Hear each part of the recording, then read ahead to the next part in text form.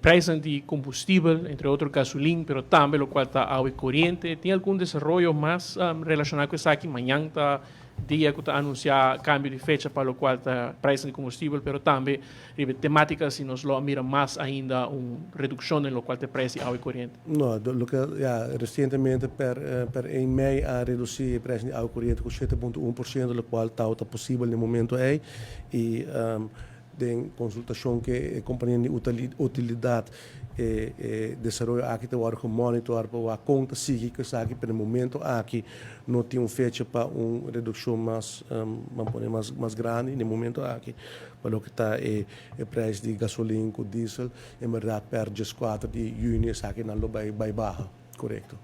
Vai ter uma redução de aqui e para o que está o preço de gasolina ele vai baixo com 10,8%, e gasolina gasóleo 2,4%.